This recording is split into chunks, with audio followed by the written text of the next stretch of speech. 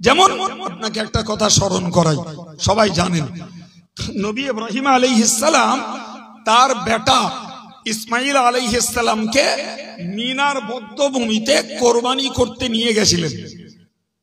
এই আদেশটা কিন্তু আল্লাহ জিবরাইল মারাফাত নবীর কাছে পাঠাননি, বরং ওটা ছিল নবী ইব্রাহিমের স্বপ্ন দেখা বিষয়। কথা বুঝতে পারছেন কি?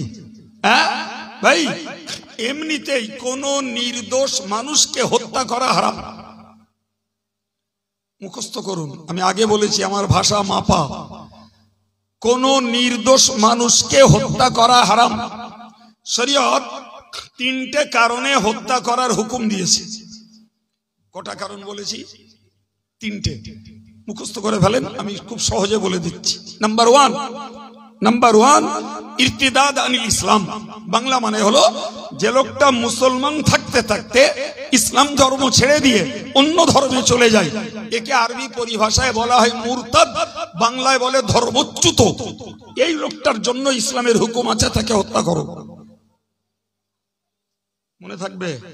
নাম্বার টু জিনা বাদাল ইহসান। সেটা হলো বিয়ের পরে যারা ব্যভিচার করে, ইসলামী শাসন ব্যবস্থায় ইসলামী রাষ্ট্রে এদের জন্য শাস্তি হলো হত্যা। কথা মনে থাকছে? নাম্বার থ্রি কতলুন নফস বেগাইরি নফস।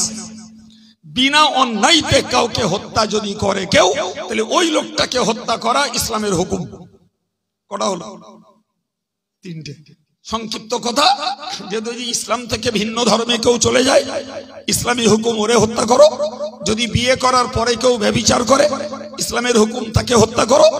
আর অন্যায় ভাবে কেউ যদি কাউকে মার্ডার করে, ইসলামের হুকুম তাকেও তোমরা মার্ডার করো। এ ব্যতীত কাউকে আর মারার নির্দেশ ইসলামে নেই। কথা বুঝতে পারা গেল? এখন নবী ইব্রাহিম আলাইহিস সালাম তার বেটা ইসমাইলকে তিনি জবাই করবেন বলে মিনার বধ্যভূমিতে নিয়ে গেলেন। জবাই হবে না হবে ওটা পরের কথা, সেটা তো ইব্রাহিম জানে না। অথচ ইব্রাহিম তাকে গোসল করিয়ে জামা কাপড় পরিয়ে কাছে ধারালো ছুরি নিয়ে তার হাত ধরে নিয়ে যাচ্ছেন। তিনি কি করতে যাচ্ছেন? জোরে বলেন। জবাই করতে, যেটাকে সাধারণ বাংলায় হত্যা বলা হয়, ইংরেজিতে মার্ডার বলা হয়, আরবি পরিভাষায় ওটাই জবাই। এখন বলেন, হযরত ইসমাইল আলাইহিস সালাম এই তিনটে অপরাধের একটাও করেছেন কি? কোরআন হাদিসের তাফসীর হলো ইমার পেজ, এই তিনটের একটা অপরাধ করেননি। অথচ নবী ইব্রাহিম তাকে মারতে নিয়ে যাচ্ছেন। কিসের ভিত্তিতে? বলেন বলেন। স্বপ্নের হুকুমে। আল্লাহর হুকুমের দুটো দিক, একটা জিবরাইলকে পাঠিয়ে হুকুম দেন, আর একটা স্বপ্নে দেখান। তাহলে নবী ইব্রাহিম স্বপ্ন দেখে ছেলেকে জবাই করতে নিয়ে যাচ্ছেন। কোরআন শরীফে আল্লাহ সেটা উল্লেখ করেছেন। জি, একদিন সকালবেলা হযরত ইব্রাহিম আলাইহিস সালাম নিজের বেটা ইসমাইলকে ডাকলেন, ডেকে বললেন, ইয়া বুনাইয়া, ওগো বাবা ছেলে, ইন্নী আরা ফিল মানাম, একদম স্পষ্ট শব্দ কোরআনের, আমি স্বপ্নে দেখছি তোমাকে, আন্নী আযবাহুকা, আমি তোমারে জবাই করছি। ডাইরেক্ট বললেন, হে বাবা ছেলে, আমি স্বপ্নে দেখছি যে আমি তোমাকে জবাই করছি। ফানজুর মাযা তারা, তুমি বলো এ ব্যাপারে তোমার মতামত কি? আচ্ছা বলেন দিন, কোন ছেলে বলবে ঠিক আছে আব্বা নে চলো আমার মার্ডার করে দাও? অথচ নবী ইব্রাহিম তার কাছে বললেন, তুমি বলো তোমার চিন্তা ভাবনা কি, মতামত কি? আল্লাহু আকবার। নবী ইসমাইল আলাইহিস সালাম একদম স্বতঃস্ফূর্ত মনে বললেন, ইয়া আবাতি ফাল মা তুমার, আপনাকে যে হুকুম স্বপ্নের ভিতর দিয়ে করা হয়েছে আপনি ওটাকে বাস্তবে করে ফেলুন। সুবহানাল্লাহ, এরকম পালা করে বলতেছেন? হ্যাঁ, আল্লাহর যখন হুকুম আপনি ওটাকে বাস্তবে করুন, সেখানে আমার কোনো আপত্তির জায়গা নেই। এবার বলুন, তাহলে নবী ইব্রাহিম আলাইহিস সালাম স্বপ্ন দেখে যে হত্যা করা হারাম ছিল, সেই হত্যা বা জবাই তিনি করতে যাচ্ছেন, সেটাকে একজন নবী কখনো অন্যায়ভাবে নিজের বেটাকে হত্যা করতে পারেন না। এই যেটা করেছেন সেটা স্বপ্ন আদেশ পেয়েই। এ থেকে একটা জিনিস পার্থক্য বোঝা যায় যে আমাদের স্বপ্ন আর নবীদের স্বপ্নের ভিতরে আকাশ পাতালের পার্থক্য। কথা বোঝা গেছে কি? আমি এইটা বোঝানোর জন্য এই কমিউনিট ধরে বকলাম। আর ওই কথাটাই ইমাম বুখারী সহিহ বুখারীতে উল্লেখ করেছেন। আর রুইয়াল আম্বিয়া ওয়াহয়ুন, নবীদের স্বপ্ন হলো ওহীর সমতুল্য। সম্মানিত ভাইরা আমার, এত কথা কেন বললাম এবার বলি।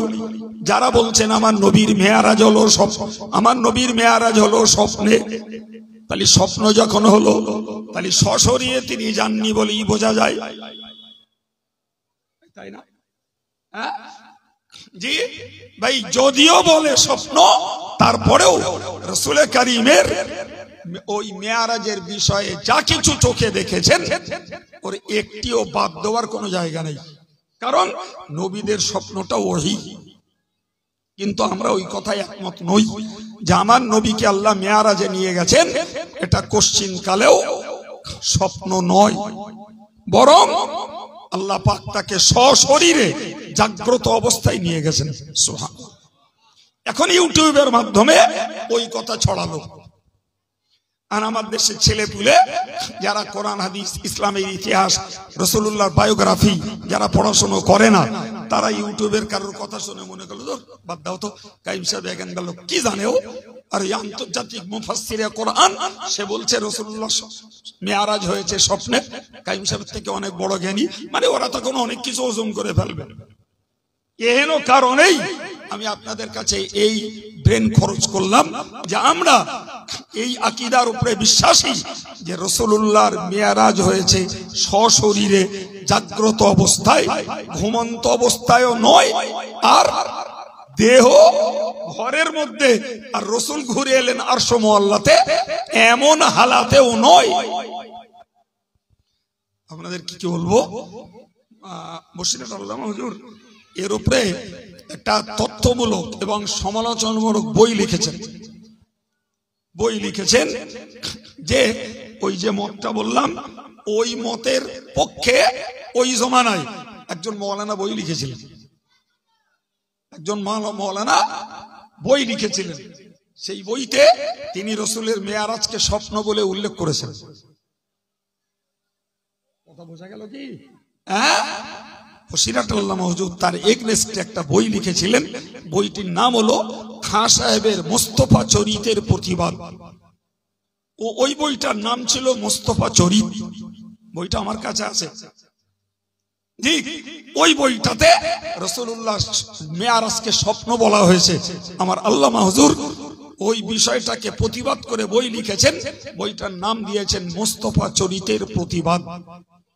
আমার দেশের লোকেরা বসে রোজের বহুত ভক্ত, তবে মাশাআল্লাহ বইটাই পড়তে হয় না, এমনি ভক্ত হয়ে বসে থাকে, যার ফলে ওই যে যা বলে তাই বিশ্বাস করে। চলুন, এত কথা বকার পর এবার আমি আমার জায়গায় ফিরে যাই। ভাই রাসূলুল্লাহ এই বাইতুল মুকাদ্দাস, এই কাবা শরীফ থেকে বাইতুল মুকাদ্দাস পর্যন্ত গেলেন, রাস্তা নাই, পাহাড়ি টিলা, কি করে গেলেন? আল্লাহ পাকের নবী বলেছেন আমাকে একটি যানবাহন করে নিয়ে যাওয়া হয়েছিল, যে যানবাহনটার নাম হলো বোরাক। আর এই বোরাক শব্দটির মূল ধাতু হলো বারকুন, আর বারকুন মানে হলো বিদ্যুৎ। বারকুন মানে কি বলেছি? বিদ্যুৎ। যে তার মানে রাসূলুল্লাহ বোঝাতে চাইলেন বিদ্যুতের গতি যেমন আমাকে আল্লাহ এই মেয়ারাজে নিয়ে গেছেন যে যানবাহনটা করে, ওই যানবাহনটার গতিও সেই রূপ। সুবহানাল্লাহ বলবেন না? বিদ্যুতের গতি জানেন কত? জানেন? জানেন না, শুধু আন্দাজে মাথা ঠুকলে হবে না। বিদ্যুতের কত গতি জানেন না। বিজ্ঞানীরা লিখেছেন বিদ্যুতের গতি হলো 1 সেকেন্ডে 1,86,000 মাইল। আমি বলো গল্প শুনে বলছি না, বই পড়ে বলছি। আপনি চাইলে আমি বই দেখাতে পারবো, আমার কাছেই আছে আলহামদুলিল্লাহ। কত বললাম? কত সময়ে? 1 সেকেন্ডে একটা সুইচ দিলাম, আলো জ্বলে উঠলো। ওই আলোটা 1 সেকেন্ডে চলে যাবে, তার মনে করে এই জায়গাটা আলো হয়েছে। এই অনুপাতে বিজ্ঞানীরা হিসাব করে বলেছেন যদি আলোর পাওয়ার ঠিক থাকে 1 সেকেন্ডে চলে যাবে 1,86,000 মাইল। কিছু বুঝতে পারতেছেন না? পারেন না? আচ্ছা, এই বিদ্যুতের কথা বাদ দেন, আপনি বলেন যে আকাশে সূর্য ওঠে সকালবেলা, সকালবেলা সূর্য ওঠে, জি, সকালবেলা মনে করুন সূর্য উঠলো, তো সূর্য যেখানে উঠেছে তার একটা আয়তন আছে। আয়তনটা কিরকম? আয়তনটা ধরুন বুঝে নেন, বাংলাদেশে যখন সূর্য উঠছে কিংবা মায়ানমারে, চীনে, বর্মায়, তার 8 ঘন্টা পরে এখানে সূর্য উঠছে। 8 ঘন্টা পরে ভাই এখানে যখন সূর্য উঠছে, আপনি দিল্লি চলে যান, সেখানে 1 ঘন্টা পরে সূর্য উঠছে। বুঝতে পারছেন কি? হ্যাঁ, এখানে সূর্যের যে আলোক রশ্মি, ওটাও তো আলো। হ্যাঁ, ওই আলোটার আন্দাজ করলেও দেখা যাবে যে ও 1 সেকেন্ডে সবে সূর্য মুখটা বার করেছে, মুহূর্তের ভিতরে সারা পৃথিবী ওই সূর্যের রশ্মি যতদূর পর্যন্ত তার রেঞ্জ পৌঁছে গেছে। যাবে না? যাবে না? আল্লাহ পাকের নবী নিজে বলেছেন, ও সাহাবীরা তোমরা মনে রাখো, আমাকে আল্লাহ পাক মেরাজে নেওয়ার জন্য যে যানবাহন দিয়েছিলেন, ওই যানবাহনের একটা ধাপ হলো মানুষের দৃষ্টি শক্তি খোলা ভাবে যত দূর যায় তত দূর একটা ধাপ। কি বলেছি? মাথা যাচ্ছে বলেন দিন, কি যে করতে বসলুম আমি, শেষ সন্ধ্যা হুজুর যে কি বললে কিচ্ছু বুঝতে পারলাম না। সারা জীবন সস্তা আওয়াজ শুনবেন, একটু আক্কার আওয়াজ শুনেন, জি, তবে তো বুঝবেন এর গুরুত্ব। আমার সঙ্গে কথা বলেন একটু। রসুল কি বলেছেন? আমাদের এই ছাগল গরু এরা হাঁটে তো না? হাঁটে না? এদের একটা ধাপ আছে না? কত? ছাগলের ধরুন 6 ইঞ্চি, গরুটার নাই ফুটকানি হবে। আমরা ধাপ ফেলি এরকম বড় জোর ফুটকানি। আল্লাহ পাকের নবী বলছেন, আমাকে যে যানবাহন করে আল্লাহ পাক নিয়ে গেছেন, আমার ওই যানবাহনটার একটা ধাপ হলো মানুষের দৃষ্টি শক্তি খোলা ভাবে যত দূর যায় তত দূর। একটা ধাপ, ছুট না, দৌড় না, কিচ্ছু না, পেলেন একটা ধাপ। এবার বোঝা যাচ্ছে ওই যানবাহনটার ধাপ আর এই বিদ্যুতের গতি দুটো সমান প্রায়, ঠিক কিনা বলেন? জি। তাহলে বিদ্যুৎ যদি 1,86,000 মাইল যায়, তাহলে রাসূলুল্লাহর ওই যানবাহন, তার নাম বোরাক, তার নামও বিদ্যুৎ, সে যাবে না? যাবে না? এখন যদি বিজ্ঞানীরা মাথা ঘামিয়ে বলে কথার কথা যে মোহাম্মদ এক রাত্রে যে বাইতুল মুকাদ্দাসে গেছে, ওখান থেকে 7 আসমানে ভ্রমণ করেছে, যুক্তিতে এটা ঠিক মেনে নেওয়া যায় না। আমি বলবো, অতদিন তুমি না মেনে নিলে আমরা হয়তো তোমারে কিছু বলতে পারতাম না, কিন্তু তোমার বিজ্ঞান যখন বলেছে যে বিদ্যুতের গতি 1 মিনিট 1 সেকেন্ডে 1,86,000 মাইল যেতে পারে, আমার নবী যে যানবাহন চড়ে গেছেন সেটাও সহজে এর থেকেও দ্রুত গতিতে যেতে পারে। অতএব বিজ্ঞানের আবিষ্কার যত বেড়েছে, ইসলামের সত্যতা প্রমাণ করানো তত সহজ হয়ে গেছে। শোনেন, তবে আপনাদের এখনো আমি শেষ জায়গায় নিয়ে যাইনি, এবার নিয়ে যাচ্ছি, বুঝুন। আচ্ছা বলেন তো, আমরা এই পৃথিবীতে দাঁড়িয়ে এই আকাশের ধ্রুব তারা দেখতে পাই না? পাই না? ঠিক বলছেন? হ্যাঁ, ধ্রুব তাকে থাকে কোন দিকে?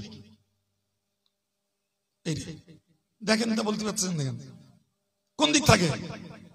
উত্তর আকাশে। ওইটা বলেন না রে বাবা, শিখতে বসছি তো ভাই ভাই, ভুল আমারও হতে পারে, কি করা যাবে? জি, তাহলে ধ্রুব তারা উত্তর আকাশে ওঠে, আর আমরা এই জমিনে দাঁড়িয়ে ওই ধ্রুব তারা দেখতে পাই।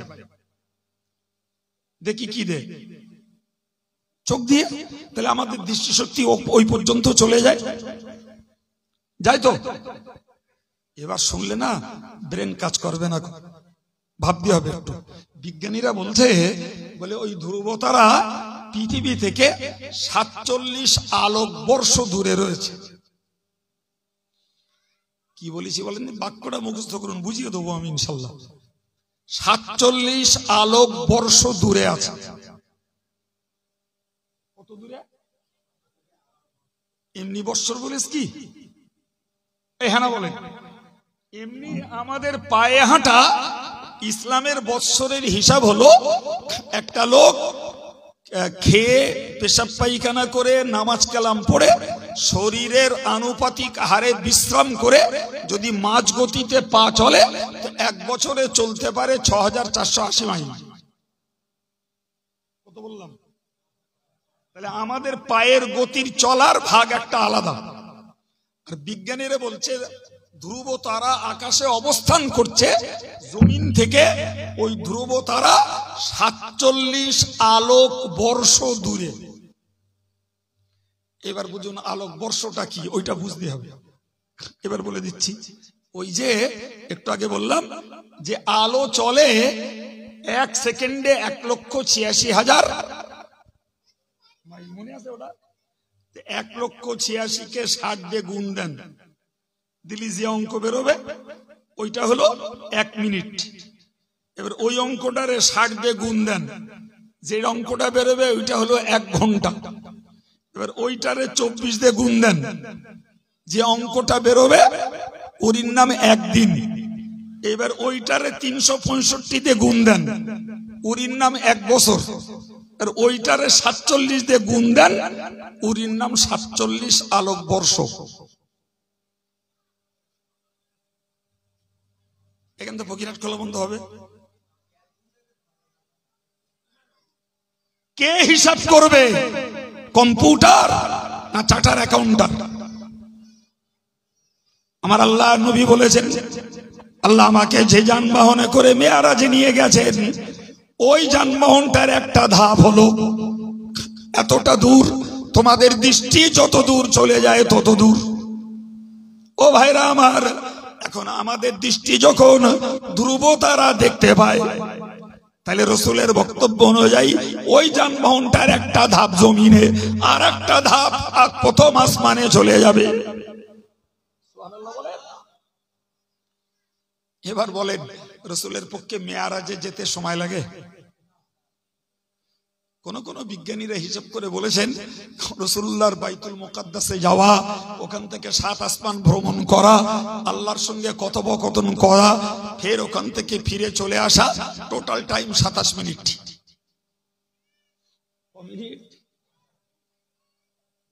যদি আমি এখন অঙ্ক কষাই বলবেন হুজুর রস করতে না অঙ্ক শিখে দিয়ে। যাক, আর না, আমি শুধু এইটুখানি আপনার মাথায় দিতে চাইলাম যে ওই যুগে রাস্তা ছিল না, পাহাড় আর পাহাড়ি টিলা, আর উর্দু আকাশে ভ্রমণের বিশ্বের কোন মানুষের রেকর্ড নাই, অথচ নবী গেছেন। নবীর পক্ষে এই দূরত্বের পথটা অতিক্রম করার ব্যবস্থাপনাটা শুধু আপনাদেরকে আমি বলে দিতে চাইলাম। জি, কোন ক্ষেত্রেই পৃথিবীর কোন ভাববাদী, কোন বিজ্ঞানবাদী, কোন বাস্তববাদী মানুষের তর্কে পড়ে এই বিশ্বাস থেকে আমাদের সরে আসা যাবে না। ওই একটা ইমানের অনেক দাম, এই কথা বোঝাতে পেরেছে? ওই একটা বিশ্বাসের লক্ষ লক্ষ নয়, কোটি কোটি টাকার থেকেও দাম বেশি, কারণ ওই বিশ্বাসের উপরেই তো আমি ইমানদার। চলুন ফিরে, রাসূলুল্লাহ বাইতুল মুকাদ্দাসে গেছেন, মাঝখানে অনেক কথা, সেসব কথা বলতে আমার আর সময় পাবো না। বাইতুল মুকাদ্দাসে গেছেন, রাসূল বলছেন আমি বাইতুল মুকাদ্দাসে যেয়ে দেখি সমস্ত নবীরা রুহানি হালাতে বাইতুল মুকাদ্দাসে আমার জন্য ওয়েট করছে। সুবহানাল্লাহ বলবেন না? আচ্ছা, আমরা সারা জীবন শুনে এসছি বা বলেও এসছি যে আমার রাসূল হলেন সাইয়্যিদুল মুরসালিন, যার বাংলা মানে হলো 1 লক্ষ মতান্তরে 2,24,000 পয়গম্বর টোটালে, তার মধ্যে 2,23,999 জন পয়গম্বরের লিডার আমার রাসূলুল্লাহ। সাইয়্যিদ মানে এটাই। সাইয়্যিদ আরবি শব্দের বাংলা অর্থ হলো নেতা, আর মুরসালিন মানে হলো আল্লাহর পক্ষ থেকে প্রেরিত রসুল যারা, তো তাদের নেতা আমার নবী। কিন্তু বলেন না, আমার নবী যখন পৃথিবীতে এসছেন বা আল্লাহ পাঠিয়েছেন, তখন তো ওই রসুলরা কেউ তো পৃথিবীতে ছিলেন না। ছিলেন কি না রে বাবা? তাহলে আমার নবী যে তাদের নেতা, এটা থিওরিক্যাল হলো, কিন্তু প্র্যাকটিক্যালে তার প্রমাণ কই?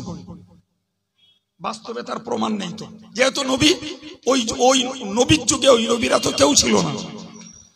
আমার আল্লাহ পাক আমার নবীকে বাস্তবে সমস্ত নবীদের নেতা প্রমাণ করানোর জন্য রাসূলুল্লাহকে বাইতুল মুকাদ্দাসে হাজির করালেন।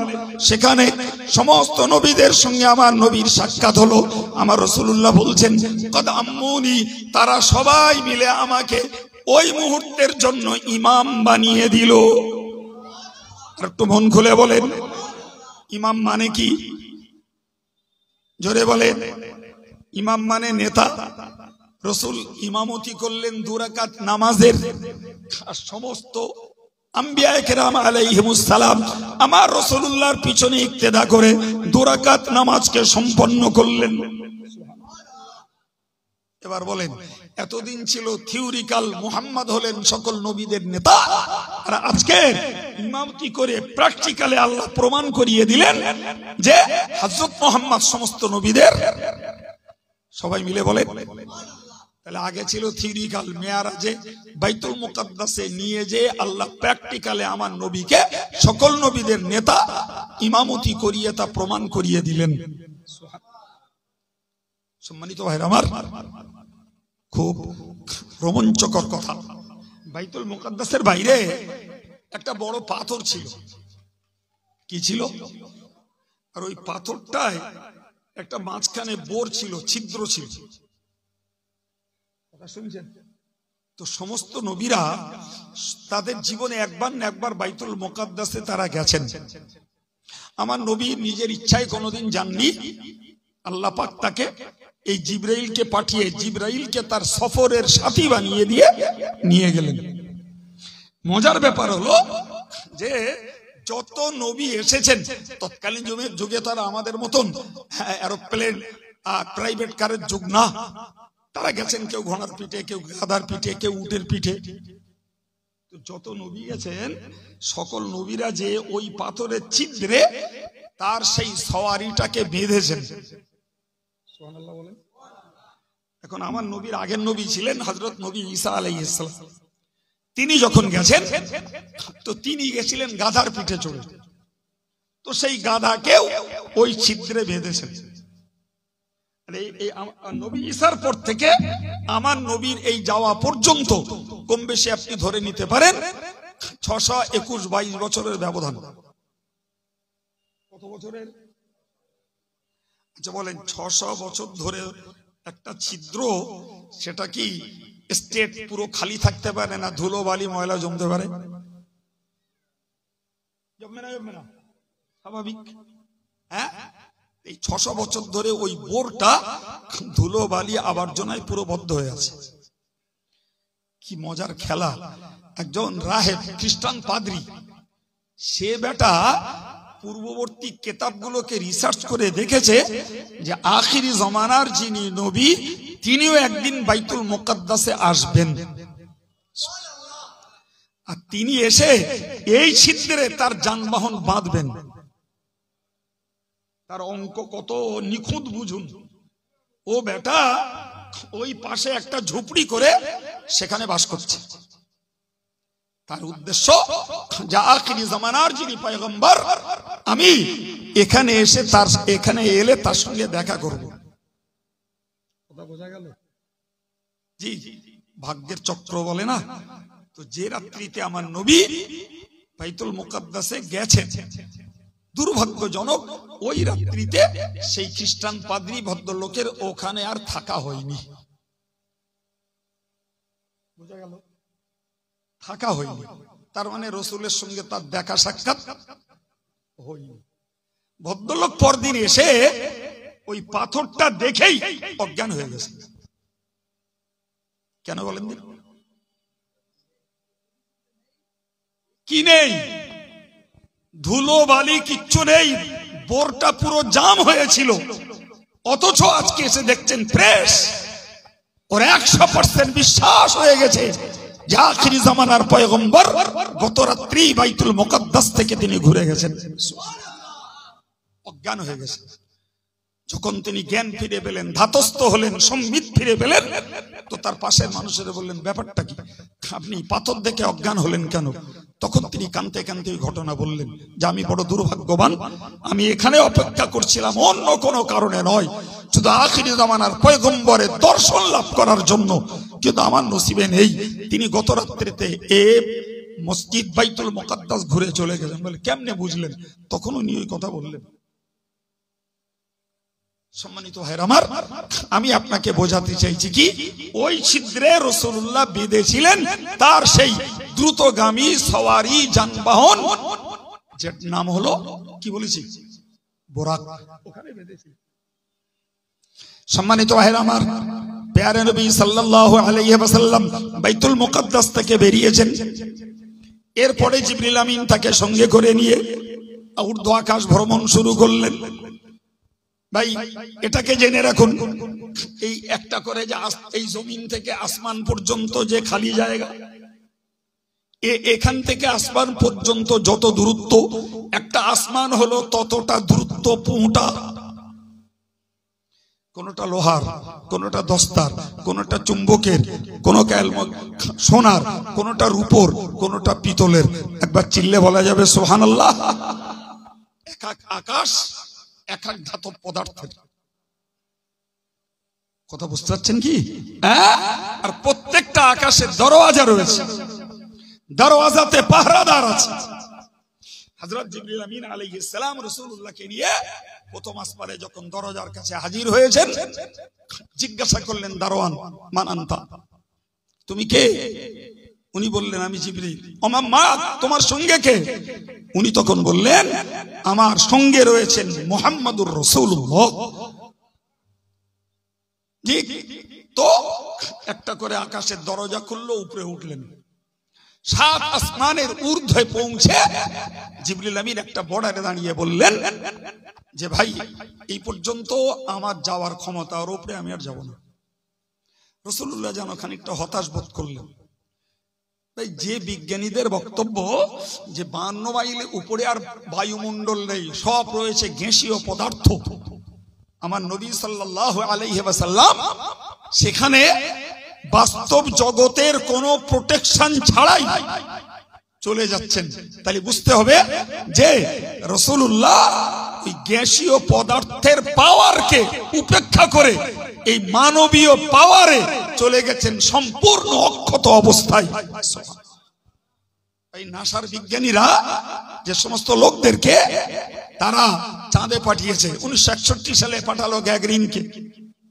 জি, কত রকমের পরীক্ষা, শুধু পরীক্ষা নিরীক্ষা করতে লক্ষ লক্ষ না কোটি কোটি টাকা খরচ করলো। জি, অথচ আমার আল্লাহ আমার নবীকে নিয়ে গেলেন অক্ষত, ফিরিয়ে দিলেন অক্ষত। সুবহানাল্লাহ। জি, সঙ্গে এটাকেও বুঝতে হবে যে অনেকে নবীকে না সাধারণ মানুষের মতো মনে করে, নাউজুবিল্লাহ বলে। জি ভাই, নবী যদি আমাদেরই মতো মানুষ হতেন, তাহলে যেখানে সাধারণ মানুষ তো দূরের কথা, যেখানে বড় বড় পরমাণু বিজ্ঞানীরাও পৌঁছাতে পারে না, সাধারণ নিয়মে বরং ব্যতিক্রম কিছু প্রোটেকশন নিয়ে তবে তাদের যেতে হয়। মঙ্গল গ্রহে বলি, চাঁদে বলি, বুধে বলি, নেপচুনে বলি, যেখানেই যাক তারা তাদের বিশ্বাস অনুযায়ী সমস্ত রকমের প্রোটেকশন নিয়ে যায় এবং রকেটের সাহায্যে। জি, তো আমার নবীকে আল্লাহ নিয়ে গেলেন বোরাকের সাহায্যে 7 আসমানের ঊর্ধ্বে। জিবরাইল যে বললেন আমার বর্ডার এই পর্যন্ত শেষ। তো রাসূল বললেন সে কি, আপনি আমার সাথী সঙ্গী, আপনি যাবেন না, আমি কেমনে যাব? প্রিয় নবীকে জিবরিল বললেন দেখুন আপনি কেমনে যাবেন, ও দায়িত্বটা আমার না, ও দায়িত্ব আল্লাহর। সুবহানাল্লাহ। এই পর্যন্ত আপনাকে এনে দেওয়ার দায়িত্ব আমার, বাকিটা। তো রাসূলুল্লাহ যেন জিবরাইলকে পেতে চাইছিলেন। জিবরাইল বললেন আমি যাব না, আমার যাওয়ার অনুমতি নেই, এটা কেমনে যাব? সম্মানিত ভাইরা আমার, জিবরিল বলেছিলেন যে কথা, একজন ফার্সি কবি তার কথাটাকে আবৃত্তি করে বলেছেন, আগার একসার মুয়ে বরতার পারাম ফুরুগে তাজাল্লি বসুজাত পারাম।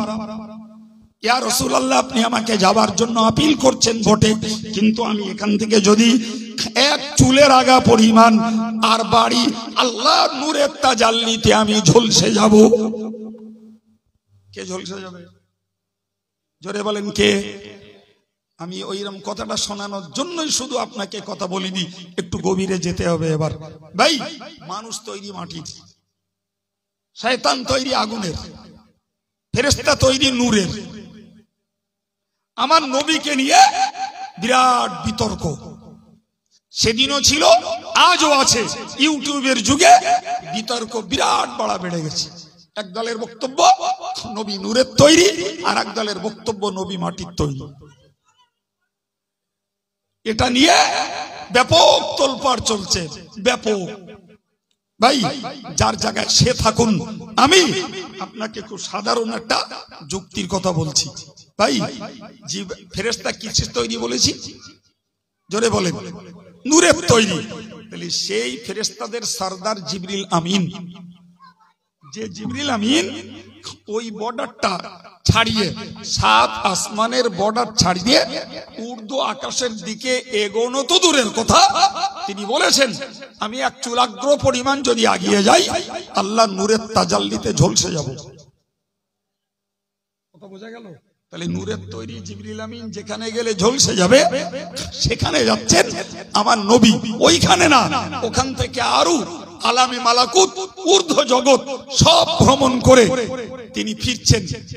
তার ঝলসে যাওয়া তো দূরের কথা, আমার রাসূলুল্লাহর গায়ের একটা লোমও বিকৃত হয়নি। একটু জোরে বলবেন। তাহলে জিবরিল নূরের তৈরি, আর আমার রাসূলুল্লাহকে যদি বলা হয় মাটির তৈরি, ভাই তাহলে নূরের তৈরি জিবরিল যেখানে গেলে পুড়ে যায়, মাটির তৈরি মানুষ সেখানে যে টিকে থাকে, এটা কোন যুক্তি? কিছু বুঝতে পারছেন না? আমার কথা বুঝতে কষ্ট হয়েছে? যে ভাই, এখন যদি তুমি বলো নবী মাটির তৈরি, আল্লাহ তাকে হেফাজত করেছেন তাই যেতে পেরেছেন, আমি তখন বলবো তাহলে মাটির তৈরি মানে নবীকে আম মানুষের মতো ভাবলে নিশ্চিত নবীর প্রতি বেয়াদবি অত্যাচার করা হবে। ঠিক না ভুল? আর ওইটা যদি ঘুরিয়ে বলি যে জিবরাইলের যে পাওয়ারের নূর দিয়ে আল্লাহ সৃষ্টি করেছেন আমার রাসূলুল্লাহকে, তার থেকেও আরো অধিক পাওয়ারফুল নূর দিয়ে আল্লাহ আমার নবীকে বানিয়েছেন। ঠিক না ভুল? সম্মানিত ভাইরা, জি, তো আমি আপনাকে বোঝালাম। এরপরে আল্লাহ পাক জান্নাত থেকে পাঠালেন একটা, মনে করুন কি বলা যায়, এটা আমরা যারা বলি একটা বেড কভার কি একটা মখমল, খুব সহজ কথায় ধরুন একটা চাদর পাঠিয়েছে, একটা জান্নাতি চাদর। চাদরটির নাম হলো রফ রফ। রফ রফ উপর থেকে এলো, রাসূল করিম সাল্লাল্লাহু আলাইহি ওয়াসাল্লাম ওতে বসলেন। ওই রফ রফ নিয়ে চলে গেল জিবরাইল ছাড়াই আমার রাসূলুল্লাহকে আরশ মহল্লায়। একটু প্রাণ খুলে বলেন, এই ব্যাপারে একটা কথা শিখে রাখুন যে আরশ মহল্লাতে আমার রাসূলের সঙ্গে আমার আল্লাহর সরাসরি দেখা হয়নি। মনে থাকবে, এটা অনেকের ভুল ধারণা আছে যে মেয়ারাজে যেয়ে রাসূলুল্লাহ আল্লাহকে দেখেছিলেন। নয়, আল্লাহকে দেখার ব্যাপারে যে সমস্ত নবী, পীর, ওলি, ফকিহ যাদের জীবন ইতিহাসে লেখা আছে, ইমাম আজম আল্লাহকে দেখেছেন, ইমাম শাফি আল্লাহকে দেখেছেন, পীর হাসান বাসারি আল্লাহকে দেখেছেন, আমার রাসূলুল্লাহ আল্লাহকে দেখেছেন। এই সবগুলোই হলো স্বপ্ন। সবগুলো কি? জোরে বলেন কি? জাগ্রত অবস্থায় বাস্তব পৃথিবীতে আল্লাহকে দেখা কেউ পাননি, কেউ পাবেনও না। রাসূলুল্লাহকে আল্লাহ মেয়ারাজে নিয়ে গেছেন এবং আল্লাহর সঙ্গে রাসূলের কথা হয়েছে, যেটি আমরা নামাজের প্রথম বৈঠকে এবং শেষ বৈঠকে পড়ে থাকি, আত-তাহিয়াতু লিল্লাহি ওয়াস-সালাওয়াতু ওয়াত-তাইয়্যিবাত। এই পর্যন্ত রাসূলুল্লাহ আল্লাহকে বলেছিলেন। এরপরে আমার আল্লাহ বললেন আসসালামু আলাইকা আইয়ুহান নাবিয়্যু ওয়া রাহমাতুল্লাহি ওয়া বারাকাতুহু। এই পর্যন্ত আমার আল্লাহর কথা। এরপরে বললেন আমার নবী আসসালামু আলাইনা ওয়া আলা ইবাদিল্লাহিস সালিহিন। এ পর্যন্ত আমার নবীর কথা। জি ভাই, পরের অংশ ফেরেশতাদের বক্তব্য, আশহাদু আল্লা ইলাহা ইল্লাল্লাহ ওয়া আশহাদু আন্না মুহাম্মাদান আবদুহু ওয়া রাসূলুহু। নামাজি ভাইদের এটা অনেকের মুখস্থ আছে না? আছে তো নাকি? হ্যাঁ, এটাই ছিল জি আমার রসুলের সঙ্গে আমার আল্লাহর কথোপকথন পর্দার ব্যবধানে। মানে বলার আমার আর সময় নেই জি। বসে রোজের নামাজ শিক্ষাতে মানে লেখা আছে, বাংলা যারা পড়তে পারেন পড়ে নেবেন, নালে ইমাম সাহেবদেরকে বলবেন যে আমরা নামাজে ওইটা যারা পড়ি মেরাজে রসুলের সঙ্গে আল্লাহর কথোপকথন হয়েছিল, যাকে আমরা বলি আত-তাহিয়াতু, হাদিসের পরিভাষায় ওইটাকে বলা হয় তাশাহুদ। মানে হুজুরের বইতে লেখা আছে, পারলে একটু পড়ে নেবেন, মজা লাগবে ভাই। এর পরের অংশ আমার কথোপকথন। আল্লাহ পাক তার নবীর কাছ দিয়ে এই উম্মতের জন্য দুটো উপহার দিলেন, দুটো উপহার। বাকি আমার রাসূলুল্লাহ কে আল্লাহ জান্নাত দেখিয়েছেন, জাহান্নাম দেখিয়েছেন, জাহান্নামী কারা সে দেখিয়েছেন, জি জান্নাতি কারা হতে পারে তা দেখিয়েছেন। ভাই সে আলাদা আবার একটা সাবজেক্ট। আমি এইটুকু আপনাকে বলতে চাইছি যে আল্লাহ তার নবীকে আমাদের জন্য দুটো উপহার দিলেন। একটি উপহার হলো না, একবারে 5, টোটালে 5 ওয়াক্ত নামাজ রেখে দিয়ে 45 ওয়াক্ত নামাজকে আল্লাহ মওকুফ করে দিয়েছেন। আল্লাহু আকবার। যদিও এরপরেও মুসা নবীর বক্তব্য ছিল যে এই 5 ওয়াক্ত নামাজও আপনার উম্মতেরা সবাই পড়বে না। সত্যি পড়ছেও না সবাই, ঠিক কিনা বলেন জি। কিন্তু আমার রাসূল বললেন যে এরপরে আমার আল্লাহর কাছে আর যাওয়ার মতো আমার শরমে বাজছে। আমার আল্লাহ বললেন ওগো নবী, খামসুন হিয়া খামসুন, ও নবী তোমার উম্মতনীরা যদি এই 5 বারের নামাজ পড়ে আমি আল্লাহ তাদেরকে 50 বারের সওয়াব দিয়ে দেব। একটু মহব্বত করে বলেন, আল্লাহ যদি 50 বারের নামাজকে যদি বজায় রাখতেন, বললেন না নবী কমার হবে না, যা দিছি দিছি। ভাই আম মানুষ তো দূরের কথা, পীর সাহেব, পীরজাদা, মৌলানা, মুফতি, হাফেজ সাহেব, হাই সাহেব আর ইমাম সাহেব নামাজ কাজা করে ঘোট করে দিত। এটা আমি জানো বাজে কথা বললো মনে হচ্ছে, কি করে পড়বে নামাজ? যদি 50 ওয়াক্ত নামাজ হতো তো 24 ঘন্টা হিসাব করলে মোটামুটি 28 মিনিট অন্তর এক ওয়াক্ত করে নামাজ হতো। মিনিট তো খাবে কখন, গোসল করবে কখন, বাজার করবে কখন, জল করে যাবে কখন, ভাটায় যাবে কখন, শোবে কখন, হ্যাঁ না বলেন, আর ইস্তেঞ্জা পেশাব উযু করবে কখন? নামাজ তো এমনি কাজা হতো। আল্লাহর দয়া, আল্লাহ 5 ওয়াক্ত রেখে দিলেন আর বললেন এই 5 ওয়াক্ত পড়লে 50 ওয়াক্তের সওয়াব দেব। আল্লাহর কোরআন বলেছে মান জাবিল হাসানাতি ফালাহু আশরু আমসালিহা। কোরআন বলছে যে লোকটা কোন নেকির কাজ একটা করবে আমি আল্লাহ বিনিময়ে 10 গুণ সওয়াব দেব। সাধারণত আমরা যখন মসজিদ মাদ্রাসার দান তুলি না, আপনারা খেয়াল করলে পাবেন যখন দান তোলে তখন ওই কথাটা বলে, মনে করেন দেখেন যে 1 টাকা দিলে আল্লাহ 10 টাকা দেবে। এই শুনেছেন না শোনেননি? 1 টাকা দিলি 1 গুণ দিলি আল্লাহ, একদম সঠিক কথা, কোন রকমেই ভুল কথা নয় এবং কোরআনেরই কথা। আমি যেটা ভুল ভাঙাতে চাইছি সেটা হলো ওইটা শুধু দানের ক্ষেত্রে না রে বাবা। তুমি একবার সুবহানাল্লাহ বলবে আল্লাহ 10টা সুবহানাল্লাহ বলা সওয়াব দেবে। তুমি একটা রোজা রাখবে আল্লাহ 10টা রোজা রাখে সওয়াব দেবে। তুমি 1 রাকাত নফল নামাজ পড়বে আল্লাহ 10 রাকাত নফল নামাজের সওয়াব দেবে। একটু চিল্লে বলুন সুবহানাল্লাহ। ওটা শুধু দানের জন্য প্রযোজ্য নয়, সমস্ত নেকির ক্ষেত্রে আল্লাহ পাকের এটাই থিওরি যে বান্দা তুমি একটা নেকির কাজ করবে আমি 10 গুণ নেকি তোমায় দান করব। সম্মানিত ভাইরা, মেরাজের রাত্রির উপহার হলো নামাজ।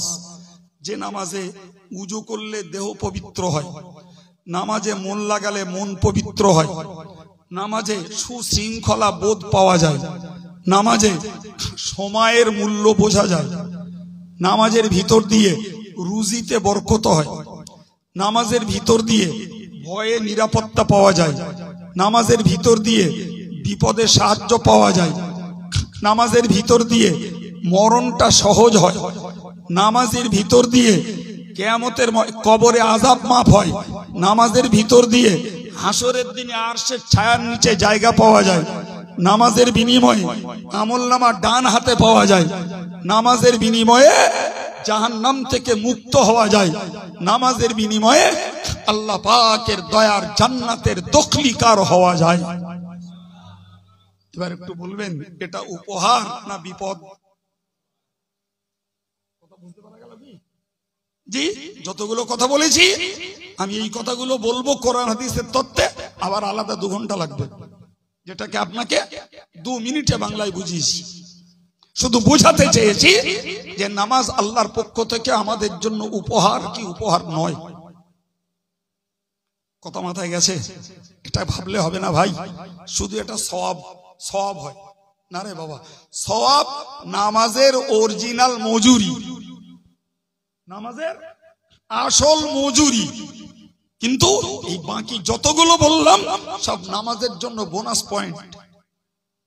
তোর মজুরি যা বান্দা তোরে দেবো, এগুলো তোর অতিরিক্ত পুরস্কার। সুবহানাল্লাহ বলেন। এরপরে আমার জ্ঞানী বুদ্ধিজীবী ভাইয়েরা আর সমাজের বুদ্ধিমতী মায়েরা, এরা নামাজ পড়বে কি পড়বে না তাদের বিবেচনা। যেহেতু আজকের মেয়ারাজের রাত আর আমি তার উপরে কিছু মাপা কথা বলেছি, ফলে আজকের এই রজনীতে আল্লাহ পাকের পক্ষ থেকে উম্মতের জন্য নবী এনেছিলেন নামাজ, সেই নামাজটা যাতে আমাদের অবহেলিত না হয়, নামাজটা কাজা না হয়, এ ব্যাপারে আমাদের সবাইকে মনোযোগী হওয়া দরকার ভাই। জি, রোজার কথা ভাববেন আপনি ভাই। আমি রোজার যদি স্বাস্থ্যসম্মত দিক বলি, বিশ্বাস করুন রোজায় অ্যাসিডিটি কমে যায়, রোজায় সুগারের মাত্রা কমে যায়, রোজায় লিভার সতেজ হয়, রোজায় হার্ট মজবুত হয়। জি, কথাগুলো আব্দুল কাইয়ুমের নয়। জি, যারা স্বাস্থ্য বিজ্ঞানী, আমেরিকার বড় বড় স্বাস্থ্য বিজ্ঞানীরা ইসলামের এই রোজাটাকে রিসার্চ করে এই সমস্ত কথাগুলো বলেছেন। সুবহানাল্লাহ বলেন। আমরা যারা ছুতো ধরা তারা বলি সুগার ঘন্টায় ঘন্টায় খাতি হয়, কেউ মনে করে রোজা রাখলে গ্যাস হয়, জি, কেউ মনে করে রোজা রাখলে দুর্বল হয়ে যায়। ভাই, রোজায় লিভার সতেজ হয়, হার্ট সবল হয়, রোজায় গ্যাস কমে যায়, সুগার কমে যায়। আমার তো যথেষ্ট সুগার আছে, আল্লাহ দিয়েছেন। জি ভাই, আমি অন্য সময় ওষুধ খাই, রোজার মাসে সুগারের ওষুধ খাইনি। কেন ভাই? সুগারের মাত্রা তো তৈরি হয় খাওয়ার দোষে। রোজার সময় তো খাওয়া লিমিটেড, সুগার আসবে কোথাতে? ওষুধ খাই না।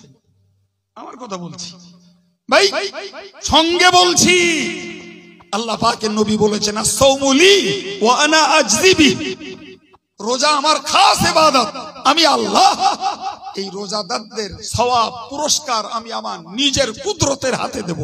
সুবহানাল্লাহ। অন্য ইবাদতের সওয়াব আমার ফেরেশতাদের দায়িত্ব দিয়েছি, তারাই বন্টন করে, আর রোজার সওয়াবকে বন্টন করেন স্বয়ং আল্লাহ। সম্মানিত ভাইরা, রোজাদারের পুরস্কার হাশরের মহাময়দানে কিয়ামতের কঠিন দিবসে যখন মানুষ ফুটন্ত সূর্যের নিচে দাঁড়িয়ে থাকবে, একদিন না, দুদিন না, 3 দিন না, 50,000 বছর, পৃথিবীর যারা সত্যকারের রোজাদার, এই রোজাদার গুলোকে আল্লাহ পাকের পক্ষ থেকে ফেরেশতা ঘোষণা দেবেন, কুলু ওয়াশরাবু হানিয়াম বিমা আসলাফতুম ফিল আইয়ামিল খালিয়া।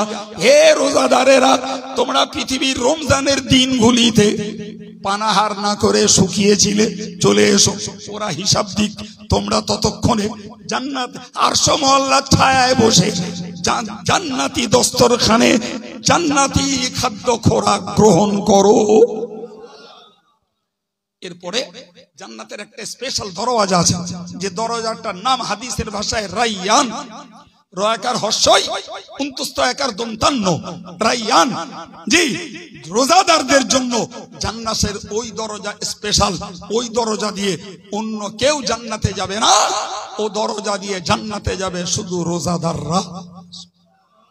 এবার আপনি বলেন, যে রোজার বিনিময়ে আমার স্বাস্থ্যের উন্নতি, যে রোজার বিনিময়ে আমার আখিরাতে আরশের নিচে জায়গা, যে রোজার বিনিময়ে আমার জান্নাতের স্পেশাল দরওয়াজা দিয়ে জান্নাতে প্রবেশ, আমি যদি 50-55 বছর যদি রোজা করি, তাহলে বড় জোর 4 বছর অথবা 4.5 বছর রোজা করা হবে টোটাল লাইফে। এই 4-4.5 বছর রোজা করব, পৃথিবীতে একটু খাওয়ার কষ্ট, একটু পানির কষ্ট হবে।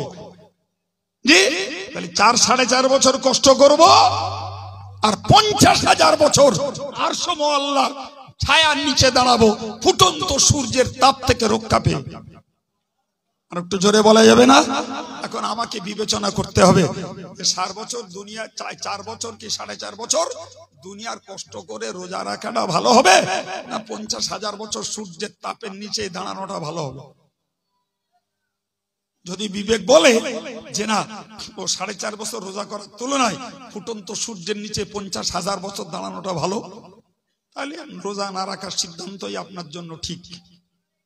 যদি বিবেক বলে যে না 4.5 বছর সমস্ত ঋতু মিলিয়ে রোজা, 4.5 বছরটা ব্যাপারটা বুঝতে পারিনি মনে হয় নাকি? বুঝতে পেরেছে? একদম সহজ হিসেব। মাসে বছরে যদি 30টা রোজা হয়, যে 10 বছরে 300 দিন, 20 বছরে 600 দিন, 30 বছরে 900 দিন, 40 বছরে কত 1200 দিন, 50 বছরে 1500 দিন। তার মানে 1500 দিন রোজা হলো। 1500 দিন মানে হার্ডলি 3 বছর, 4 বছর, 3 ত্রিক কেন 365 বছর। তাহলে টোটাল লাইফ রোজা এক জায়গায় করলে হবে এরকম 4 বছর 4.5 বছর। এবার বোঝা গেছে? হ্যাঁ, এইটুখানি কষ্ট করব, বিনিময়ে 50,000 বছর আরশে আল্লাহর ছায়া পাবো নিশ্চিত। প্রত্যেকটি সজাগ সচেতন বুদ্ধিজীবী মানুষদের চিন্তা, হাসরের দিনে কষ্ট পাওয়ার তুলনায় দুনিয়ায় শীত গ্রীষ্ম বর্ষা সব সিজন মিলে রোজা, এখানে সামান্য একটু কষ্ট করাটা কোনো ঘটনাই না। এবার বলেন, রোজাটাও আল্লাহর পক্ষ থেকে এই বান্দাদের জন্য উপহার কিনা? কি গো, উপহার না? জি সম্মানিত ভাইরা আমার কাজ উঠেছি, আলোচনা শুরু করেছি। যদিও 9টা পর্যন্ত ভাইদের টাইম দিয়েছিলাম, রজব আলী সাহেবের আসার জন্যই।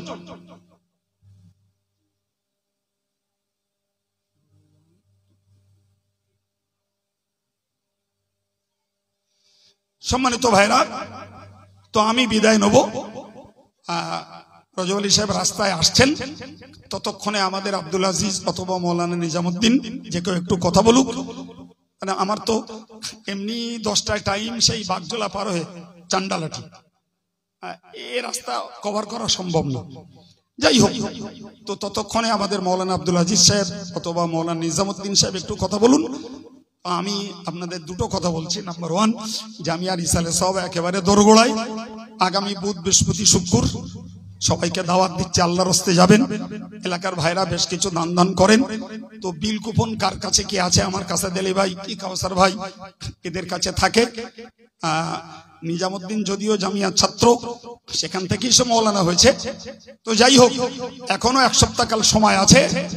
যদি একটা বিল কুপন নিলে আমার ভাইদের মায়েদের পক্ষ থেকে কিছু সহযোগিতা 10 টাকা 20 টাকা দেয় অনেকে, জি, তাহলে একটু দেওয়ার চেষ্টা করবেন।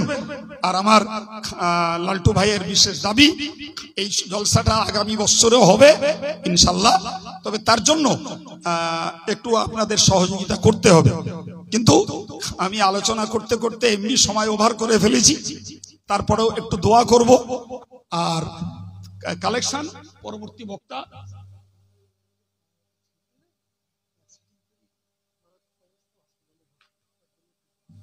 তো আমি অনুরোধ করব, পরবর্তী বক্তা যে কেউ আপনাদের কাছে এই জলসার জন্য একটু সহযোগিতা চাইলে একটু সহযোগিতা রাখবেন। দেখুন, এটার বিনিময়ে আমাদের পরলোকগত মুর্দাগুলো তারা খুশি হয়, সওয়াব পায়। আমরা কিছু জ্ঞানও পাই, সওয়াবও পাই। সুতরাং সবাই যদি কম কম করে একটু সহযোগিতা করি, তাহলে এরকম একটা পরিবেশ সুন্দর করে গড়া যাবে। সেজন্য আমরা কম দিলেও কেউ বঞ্চিত থাকবো না, বলুন ইনশাল্লাহ। জি, আমি একটু দোয়া করছি, তারপর যে কেউ একজন কথা বলছে, মিনিট 15 লাগবে না, তার মধ্যে ইনশাল্লাহ রজব আলী সাহেব ঢুকে যাবেন। আল্লাহুম্মা আমিন। আলহামদুলিল্লাহি রাব্বিল আলামিন, ওয়াসসালাতু ওয়াসসালামু আলা সাইয়্যিদিল মুরসালিন ওয়া আলা আলিহি ওয়া আসহাবিহি আজমাইন। মেহেরবান আল্লাহ, আমরা তোমার গুনাহগার বান্দা বান্দি। আল্লাহ আল্লাহ দিনের মজলিস কায়েম করে আমরা যারা দুটি হাত উঠিয়েছি, আমাদের সকলের জীবনের সমূহ গুনাহকে মাফ করে দাও আল্লাহ। মেহেরবানি করে আল্লাহ এই মজলিসকে হেদায়েত ও নাজাতের ওসিলা বানিয়ে দাও যারা পয়সা দিয়ে, শ্রম দিয়ে, সময় দিয়ে এই সুন্দর মজলিসটা কায়েম করেছেন, সকলের প্রতি তুমি রাজি খুশি হয়ে যাও আল্লাহ। এই মজলিসের ওসিলা করে আল্লাহ আমাদের দুনিয়া আখিরাতের কল্যাণ তুমি নসিব করে দাও আল্লাহ।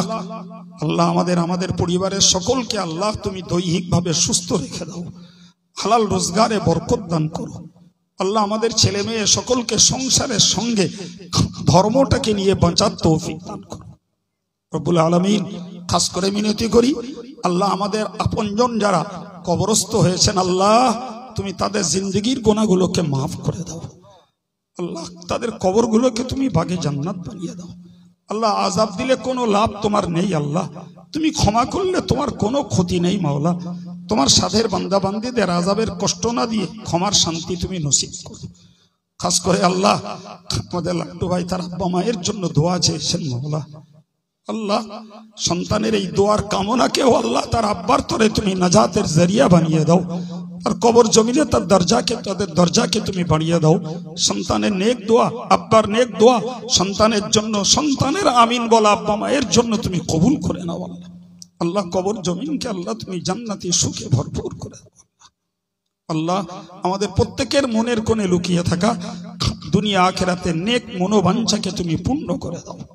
সাল্লাল্লাহু তাআলা আলান নবিয়্যিল কারীম ওয়া আলা আলিহি ওয়া আসহাবিহি আজমাইন ওয়ারহামনা মাআহুম বিরহমাতিকা ইয়া আরহামার রাহিমিন ওয়া বিহাক্কি লা ইলাহা ইল্লাল্লাহ মুহাম্মাদুর রাসূলুল্লাহ।